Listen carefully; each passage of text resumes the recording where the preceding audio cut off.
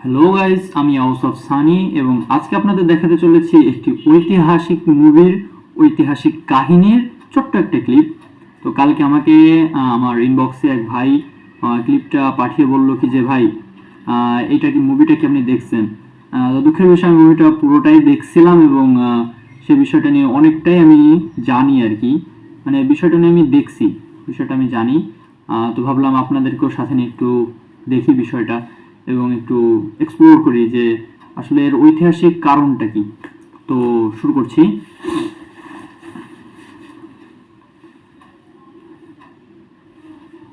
I pray you pull back your cover and leave this matter to me.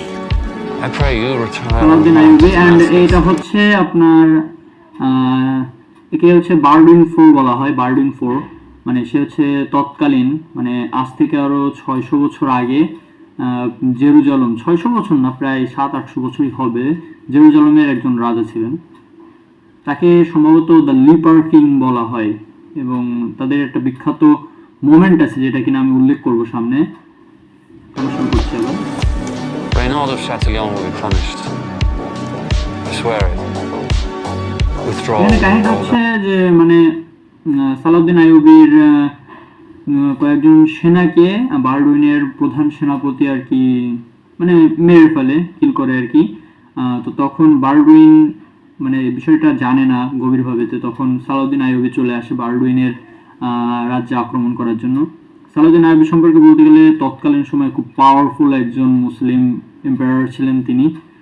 বারডুইনও মানে ওই সময় খুব শক্তিশালী একজন রাজা ছিলেন। দেখি সামনে দেখি। Do we have tenants?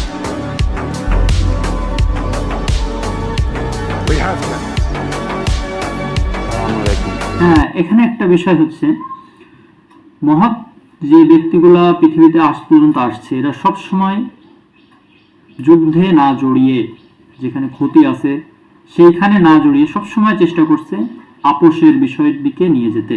তো এই মুভিটা যদি আমরা পুরোটা দেখি তাহলে আমরা বুঝতে পারবো যে বারডুইন এবং সালাউদ্দিন আইয়ুবী এরা দুইজনই ছিলেন খুবই মাস্টারমাইন্ড ভাই, খুবই মাস্টারমাইন্ড প্ল্যানিং এর দুইজন লোক, ঠিক আছে। আর আমি যদি বারডুইনের কথা বলি, তাকে বলা হয় দ্য লিপার কিং। তাকে দ্য লিপার কিং বলা হয় এই কারণে, মানে সে খুবই অল্প বয়সে তার শরীরে কুষ্ঠরোগ ধরা পড়ে, ঠিক আছে। মানে কুষ্ঠরোগ বলতে মানে শরীর পচে যায় আর কি, মানে শরীরটা পচে বিগলিত হয়ে মানে খুবই কুৎসিত হয়ে যায়। তারপরেও তার অদম্য মনোবলের কারণে কিন্তু সে পুরো জেরুজালেম শাসক ছিলেন ওই সময়। মানে খুবই খুবই ইন্টারেস্টিং একটা মানে ইতিহাস, এই ইতিহাসটা।